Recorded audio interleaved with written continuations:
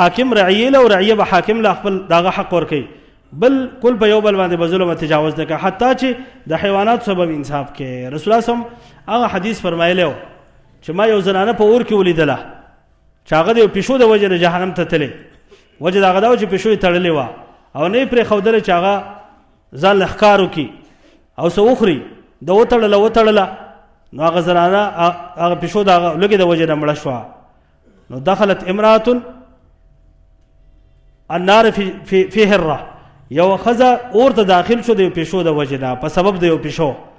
نو چې الله سبحانه وتعالی دومره ظلم نه معاف کوي چې ته د حیوان سره ظلم وکړې نو تا چې د انسان سره ظلم کړی د الله به څنګه معاف کړي. الله به دې خامخا ستا پکړه به کوي او ستا مؤاخذه به الله سبحانه وتعالی کوي. د دې وجې نه چې کله مؤمنان جنت ته هم داخلېږي نو جنت نه مخکې په یو پل باندې به الله دې ډول ودري په یو قنطره په یو پل باندې چې د یو بل نه قصاص واخلي او بدل واخلي د هغه نه وروسته به بیا جنت ته داخلېږي. دې دپاره چې ګنده خلک جنت ته داخل نه شي. جنت دا د پاکو خلکو ځای دی دا د ظالمانو ځای نه دی.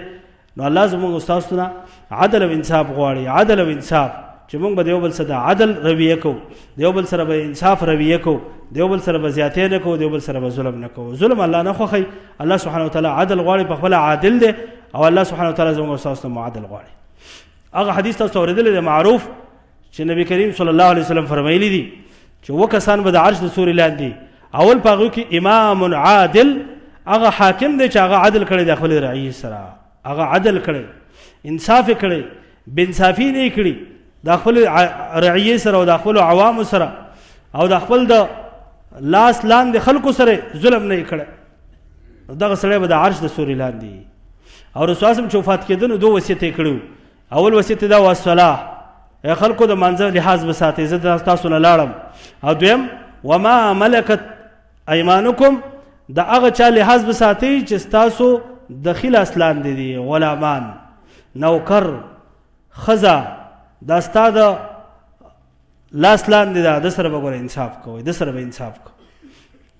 ابو ذر غفاري رضی الله عنه غلام ته کنزل کړي او ته ویلي و چې ای د تورې ښځې زویه ابن سودا رسول الله صلی الله ابو ذر ته څه ویله و انک امرؤ فیک جاهلیه ته داسې سړی چې په تا کې اوس هم د جاهلیت خو شته دی. کله کله به رسول الله صحابو ته غوسه کېده یو سړی په مجلس د علم کې پاتې شوی او د رسول الله صلی الله سره یا د عالم سره پاتې کېږي او غلطي کوي سره د پوهې نه د هغه رټل هم پکار دي هغه ته غوسه کېدل هم پکار ته ولې داسې کار کوي. یو سړی خو چې نه پوهېږي د هغه سره نرمي کول پکار دي. لکه عربي راغی په جومات کې بول وکړه نو صحابو سره سختي کوله نبي صلی الله علیه وسلم دعوه دا پرېږدئ چې بول وکړي. بیا د هغه نه وروسته یې راوغوښت او ته دا جوماتونه دي دا د الله د ذکر او د بندګۍ دپاره جوړ دي دا د ګندګۍ او د بول و براز دپاره نه جوړ شوي داسې کار چې بیا ونه کړي. خو ابو ذر غفاري ته غوسه شه ځکه دی خپل ملګری صحابي د رسول دی او ډېر مخکینی مسلمان دی او غلط کار یې وکړه. نو نبي صلی الله علیه وسلم تاسو کې تا کې د جاهلیت خو یې څه شته دا خلکو ته کنځل کول دا د جاهلانو کار دی. کنځل کول ای د پلانکي زوی او ستا پلار داسې او ستا مور داسې او ستا ته داسې دا زما عزتمندو دا جاهلیت دی دا د جاهلانو خوی دی او دا د جاهلیت والو طریقه وه. نو ابو ذر غفاري رضی الله عنه بیا څه وکړه یوه جوړه چې څنګه د ابو ذر غفاري و نو داسې جوړه د غلام هم وه داسې قیمتي جوړه چې د ابو ذر وه نو دا جوړه بیا د غلام هم وه. وایي ما ته رسول الله داسې ویلي او زه ما ته غوسه شوی دی په دې باندې. نو د خپل غلام سره عدل کول د خپل نوکر سره عدل کول د خپل د لاس لاندې خلکو سره عدل کول د خپل ښځې سره عدل کول د خپلو بچو سره عدل کول. زموږ په کور کې انصاف نشته او موږ هغه اسلام آباد د انصاف غواړو او د حاکم نه انصاف غواړو. ګوره هر شی ګران کو دا یې وکړه دا یې وکړه دا یې وکړه هلکه ما او تا کې انصاف کم ځای د بچي صحیح تربیت ته شو کولی. په خپل دین کې په خپل کور کې بچي ته غوسه کېږو نو مزد نه کوي ګیره خروي چرس پوډر او افیم او نسوار او سیګرټ څکي او په هغه زما او ستا لاس ته رسي او په خپل ځان هم لاس نه رسي او لګیا یو غټې غټې خبرې کوي چې انصاف غواړو انصاف غواړو انصاف غواړو. داسې دا نه راځي. انصاف الانصاف من نفسک انصاف به د ځان نه شروع کوي د ځان نه به عدل شروع کوي د ځان نه به انصاف شروع کوي. هله به په معاشره کې بیا انصاف راځي عدل به راځي. دا معاشره به بیا د مسلمانانو وي دا معاشره به بیا د انسانانو وي دا به د حیواناتو د درندګانو او د ځناورو معاشره نه وي. د مسلمانانو په معاشره کې او د انسانانو په معاشره کې عدل وي. حتی چې په چا نقد کې اعتراض د کې به هم ګوره د عدل لحاظ ساتي. موږ اکثر جذباتو کې راشو او په چا اعتراض کوو نو ډېرې خبرې د هغه باره کې داسې کوو چې هغه نه یې کړي. دا هم ګوره زیاتې یو عالم یو خبره نه ده کړې او ته پسې ورتپې، دا بې انصافي ده. دا د هغه سره ظلم دی، دا د هغه سره جور دی، دا د هغه په حق کې بې انصافي ده. یو عالم باندې چې اعتراض کې یا د هغه په خبره اعتراض کې د هغه په ذات نه ګورې، د هغه په خبره، نو عدل دا دی. اصول د عدل دا دي. یو خو به خپل نیت خالص کې، خپل نیت چې ستا په نیت کې اخلاص وي چې دا خبره زه کوم د انصاف په د اخلاص په بنیاد. دا خبره د عالم خطا کړې ده، غلطه کړې، په کتاب کې راغلې ده، هغه نه ما اورېدلې ده، دا خبره داسې نه ده، داسې ده. نیت ته به دې کتلی کېږي. اوس که ته صحیح خبره کې خو ستا نیت غلط دی نو دا بیا بې انصافي شو، دا عدل نه دی. دویم وای اصول د انصاف کې دا خبره ده چې دغه عالم چې څومره نیکۍ دي نو دا نیکۍ به نه پټې. مونږ کې دا ده چې یو عالم خطایي وکړه او د یو کس نه خطایي وشو نو مونږ څه کوو؟ د هغه چې څومره نیکۍ دي هغه شاته کړو او د هغه یو بدي چې دا مخامخ وکړو، یاره پلان کې دا ویله او دا ویله او دا ویله. امام نصیرین رحم الله دا ویلیو چې دا ظلم دی چې ته د یو بندې نیکۍ پټې کړې او د هغه یو ګناه راښکاره کړې. دا ګوره ظلم دی. د هغه ټیک د ګناه بیانې، د هغه خطا بیانې، خو د هغه نیکي هم رامخامخ کړه. دومره نیکۍ دي، دومره حسنات دي، دومره ښې دي، خو یاره دا خبره یې خطا ده. نو موږ څه کوو؟ هغه نیکۍ ټولې شاته، د هغه ټول جهود او د هغه ټول محنت د خپو لاندې او یو غلطي او یو خطا ده د بلې سر ته وخېږو، د دا کړي او دا کړي، د پراپاګنډ. دا څومره بې انصافي ده. د دې یو مثال تاسو ته وایم. عائشہ رضی الله عنها باندې تهمت لګېدلی نو د عائشہ رضی الله عنها په تهمت کې 3 کسان په صحابو کې ملوث شوي. منافقان خو وو خو په صحابو کې 3 کسان. یو پکې حسان رضی الله عنه، حسان ابن ثابت شاعر رسول الله، د الله د رسول شاعر. دویم پکې حمنه بنت جحش وا او دریم پکې دغه ودا اساسه. دا 3 صحابه دا د عائشہ رضی الله عنها په تهمت کې ملوث شوي. عروه د به حسن رضی الله عنه پسې بدر دی ویلې، دا کړی او دا کړی په عائشہ باندې تهمت لګولې. نو عائشہ رضی الله عنها ته ویله زموږ استاد مور رضی الله عنها هغه ته ویله خوريه وي په حسن پسې رد بده موایا، ولې ځکه دا هغه شخصیت دی چې د محمد رسول الله دفاع کړی دا صلی الله علیه وسلم. ګوره دا یو نیکی د حسان دا عائشہ ښکاره کړه او د عائشہ باره کې چې داغه نه څه ګناه شو هغه په خپل ځای وه، خو د نیکی کړی ده. هغه نیکی دا ده چې د محمد رسول الله سم دفاع کړي، لہذا دته به ردې بدې نه وی. ينافح عن رسول الله، د الله د رسول دفاع کړی ده، په شعرونو کې دفاع کړی، د اسلام مدح یې کړی ده، د رسول سم مدح یې کړی ده، دا یې ښه دي نو خو ته به ښه وی. د عائشہ رضی الله عنها وایي رور محمد بن ابي بکر دا چا وجلی و نو هغه قاتل بیا د مصر حاکم ګرځېدلی. نو چې کله د مصر یو سړی راغی عائشہ رضی الله عنها ته تپوس وکړو وایي ستاسو د حاکم څه حال دی؟ هغه ډېر ښایسته فیصلې کوي، موږ سره ډېر ښه انصاف کوي. نو عائشہ رضی الله عنها د هغه په باره کې یو صحیح حدیث واوراو چې رسول الله صلی الله علیه وسلم دا فرمایلي وو چې څوک د مسلمانانو حاکم شي او د مسلمانانو مشر شي او د هغې سره نرمي کوي نو الله ته ورسره نرمي وکړي، او څوک د مسلمانانو سره سختي کوي نو الله ته ورسره سختي وکړي. دا وایي عائشہ رضی الله عنها دا حدیث ځکه بیان کړه. عائشہ رضی الله عنها د سړي سره لګېده نه، خو د هغه دا ښه صفت دا د عائشہ رضی الله عنها خوښ شو نو د الله د رسول حدیث یې واوراوه. دې ته انصاف وایي. دا زموږ په صحابو کې زموږ په مشرانو کې دا صفت دی. موږ ته دا درس راکړی چې ګوره په چا اعتراض کې او د چا سره دې نه لګي نو د هغه نیکي به پټوي نه، نیکي به یې ښکاره کوې او چې هغه بد یې تاسې کړي دی په خپل ځای دي، خو لیکن نیکي به یې پټوي نه، د هغه ښه کارونه دا به پټوي نه، دا به ښکاره کوې. معاویه رضی الله عنه په شام کې او په شام کې یو سړي د ښځې سره زنا وکړه، بدکاري وکړه په کور کې. خاوند د ښځې راغی نو هغه ښځه او سړی دواړه مړه کړه په کور کې. اوس خبره مشکله شوه. معاویه رضی الله عنه ته فیصله راغله، وایي ته فیصله وکړه په دې کې. نو معاویه رضی الله عنه وویل چې په دې فیصله زه نه پوهېږم، دا د علي نه تپوس کول پکار. ګوره د علي او د معاویه سخت جنګونه تېر شوي، سخت جنگونه او د هغوی سخت مخالفت او دغه جنګونو تاسو ته پته ده چې دې په منځ کې څومره قتلونه شوي. خو سړي ته ویلی وی دا علي رضی الله عنه پټ غوندې تپوس وکړه ځکه علي رضی الله عنه په فیصلو مشهور و او ډېر د عدل فیصلې به یې کولې او ډېر لوی عالم و قاضي و. وایي د علي نه تپوس وکړه. سړی چې راغی د علي رضی الله عنه نه تپوس وکړه وایي داسې مسله ده. هغه وایي دا کار خو زما په حکومت کې نه دی شوی دا کوم ځای شوی وایي دا کوم ځای شوی دی. نو هغه ورته ویله وایي دا خبره ته ښکاره کړه دا معاویه رضی الله عنه ما ته ویلې دی نه تپوس وکړه.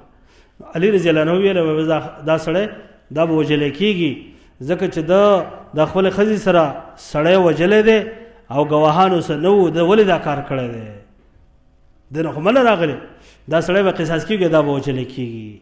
زما عزتمند داسې انصاف ته وګورئ چې چا کې یو ښه صفت نو صحابه د هغې انکار معاویه رضی الله عنه د علي د علم او د هغه د قضاوت اقرار اعتراف یې وکړو چې ګوره په دې مسله زه نه پوهېږم په دې علي پوهېږي رضی الله عنهما. مونږ او تاسو د دوه مولانو چې دلته اختلاف راغی نو هغه یو ملا بل ته مسله لیږي ولا نه لیږي او چې څه برباد وي ولا په خوله ورځي نو واپسې وایي په منبر یې وایي د خلکو په مخ کې وایي د جاهل دی او دی نه پوهېږي او زه ښه پوهېږم. خو دا صحابه دي ګورې مونږ او تاسو ته د انصاف مثال پرېښی دی چې د دواړو په منځ کې جنګونه قتلونه خو چې په مسله باندې معاویه رضی الله عنه نه پوهېده نو مسله سایل ته یې ویله وایي د علي نه تپوس وکړه بس علي په دې خبره باندې پوهېږي. نو الله سبحانه وتعالی زموږ او ستاسو زما عزتمندو عدل غواړي. الله زموږ او ستاسو انصاف غواړي. الله سبحانه وتعالی فرمایلی دي کوم آیت چې ما لوستی دی یا ایها الذین آمنوا ای د ایمان والو کونوا قوامین بالقسط شهداء لله کلک په انصاف ودرېږئ د الله دپاره ګویي کوونکي چې ګویي راله ګویي به د الله دپاره کوې. سورې نساء کې فرمایلی دي که ستا د نفس خلاف هم ګویي به کوې که د پلار خلاف وه که ستا د رشته دارانو خلاف هم ګویي به کوې ګویي به نه پټه د قاضي په عدالت کې به ګویي نه پټه. بیا یې وفرمایله ولا یجرمنکم شنآن قوم علی الا تعدلوا د یو قوم سره هم دشمني ده دا د په تاسو باعث نه شي چې د هغه سره بې انصافي وکړئ. اعدلوا هو اقرب للتقوى انصاف نه کار والی ځکه انصاف دا نږدې لار د تقوا ده. که ځان کې تقوا پیدا کول غواړئ او ځان کې عدل او انصاف د تقوا ته رسېدل غواړئ نو د عدل او د انصاف نه به کار اخلئ او د الله نه ویریږئ. الله ستاسو په اعمالو باندې خبردار دی او الله ستاسو د اعمالو نه خبر دی. زما عزتمندو دا یو صفت شو الانصاف من نفسک. دویم عمار رضی الله عنه وفرمایل ویله وبذل السلام للعالم دویم صفت دا ده چې دا چا کې راغی نو دې سړي کې پوره ایمان راغلی دی چې دی سلام عام کړي سلام په هر چا باندې سلام که ته یې پېژنې او که نه پېژنې په هر چا سلام او په هر حالت کې سلام بې د یو حالت نه چې سړی به بولو ناست دی په هغه به سلام نه کوې. نور که چا مونځ کوو نو په هغه سلام که چا تلاوت کوو په هغه سلام که چا روټۍ خوړه په هغه سلام که چا ذکر کوو په هغه سلام که چا اذان کوو په هغه سلام. دا چې فقه حنفي کې راغلي چې شل ځایونو کې به سلام نه کوې چې څوک مونځ کوي او څوک تلاوت کوي او څوک ذکر کوي او څوک اذان کوي او څوک مونځ کوي او دا خطا مسله دا صحیح مسله نه ده دا د حدیثو خلاف ده. د الله د رسول صلی الله علیه وسلم صحابه په نبی سلام باندې په مانځه کې سلام کړی په مانځه کې سلام. بیا چې په ابتدا د اسلام کې دا و چې دا سلام جواب په خوله باندې ورکړی کېده. بیا چې صحابه د حبشو نه راغله عبدالله بن مسعود رضی الله عنه او سلام یې وکړو نو رسول صلی الله جواب ورنکړه او په مصنف ابن ابي شیبه کې شته دی چې رسول صلی الله په اشاره باندې جواب ورکړه. بیا ورته ویل چې اوس الله خبرې په مانځه کې حرامي کړي دي دا د سلام جواب په خوله باندې ورکول دا خبرې دي په دې باندې مونځ خرابېږي. نو ګوره په مزګزار باندې سلام او څوک روټۍ ته ناست په هغه سلام څوک ذکر په هر حالت کې سلام کول او په هر چا باندې سلام کول چې دا زموږ ستاسو عادت جوړ شي. که په ګاډي کې روان یو پیدل چې څوک روان دی په هغه سلام او که څوک ناست دی او موږ روان یو په هغه سلام. په ښځو سلام په ښځو هم ګوره سلام چې کله فتنه نه پیدا کېږي چې په پردو ښځو هم سلام کولی شي دا جایز دی. خپل کور ته ننوتې په خپل کور کې سلام کول پښتانه و یاره په ښځه به سړی سلام کوي دا غټ بې غیرته دی. زما عزتمندو دا بې غیرتي نه ده دا عین غیرت دی چې په سلام باندې خپل کور ته داخل شي او په خپل اهل او عیال او په خپلو بچو او په خپله ښځه او په خپل کور والا باندې سلام وکړي. وبذل السلام للعالم سلام به عام کې. امام بخاري باب راوړ دی افشاء السلام من الاسلام سلام عام کول دا ګوره د اسلام شاخ دی دا د اسلام یو شاخ دی. څوک چې سلام نه کوي په دې کې د ایمان یو شاخ نشته دی ونه شته دی خو یو شاخ ته کټ شوی دی چې هغه سلام کول دي. سلام به عام کې او سلام به کې. او دریم والانفاق من الاقطار، دا خپل غربت سره خرج کول.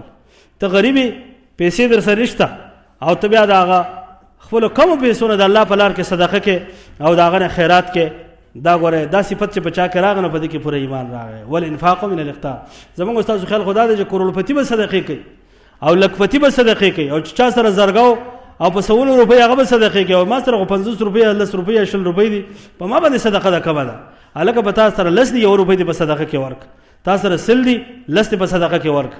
ستا دا 10 او ستا دا 1 روپۍ دا د هغه لکپتی او د کروڑپتی د صدقې د هغه د لکو روپو نه غوره ده، ځکه چې د هغه سره شته او نه یې ورکوي یا شته دی او صدقه کوي او تا سره نشته او تا د لږو پیسو نه صدقه وکړه، الله سبحانه وتعالی به تعالی ډېر اجر درکوي. صحابه وایي چې کله رسول الله وسلم د صدقې فضایل بیان کړو، د صدقې فضایل بیان شو، موږ به د ورځې مزدوري کوله یومیه، په شا باندې د چا پیټه وړی، چاله د کوی نه اوبه راایستلې، لرګي خرڅ کړي او بیا به موږ په هغه ورځ کې د هغه پیسو نه صدقه ورکوله، ماښام به صدقه ورکوله. موږ او تاسو کې دا عادت کم دی. یو سړی په بازار کې دکاندار دی او هغه دکانداری کوي، مازدیګر چې راځي او 1500 روپۍ چاله په صدقه کې ورکړه، پټ ورکړه چې ستا خلاص په خلاص ورکړ دی او ګستې خبر نشي. الله سبحانه وتعالی به د عرش د سوري لاندې کې او د دې صدقې د سوري لاندې به په قیامت کې پټه غوندې صدقه وکړه. یو سړی دی ګاډۍ چلی، هغه د مازدیګر 11 روپۍ به صدقه کې ورکړي، په دې باندې به الله سبحانه وتعالی مصیبتونه دفع کوي، په دې باندې به الله ستا مال زیاتوي، په دې کې به پتا کې تواضع پیدا کیږي، په دې کې په نور انسانانو سره شفقت او د هغوی سره مواسات او د هغوی سره به غمخواري کیږي. چې مسلمانانو کې دا صفت راغی نو مسلمانان کله به الله نه خرابوي. دا صفت زموږ په صحابو کې، زموږ د نبی په صحابو کې او زموږ استاد په نبی کې صلی الله علیه وسلم. الله سبحانه وتعالی دا درې صفاتونه به موږ تاسو کې پیدا کړي او الله دې په موږ کې کامل ایمان راولي او الله دې موږ کامل مؤمنان کړي او بیا دې الله موږ تاسو په دې استقامت را نصیب کړي او الله دې موږ د ټولو فتنو نه وساتي او الله چې څومره کافر دي او کفر دي اهل کفر دي الله دې ټول نظم بغض او نفرت پیدا کړي او الله دې هغه سره زموږ په زړونو کې محبت پیدا کړي. وصلی الله تعالی علی خیر خلقه محمد و آله و صحبه اجمعین.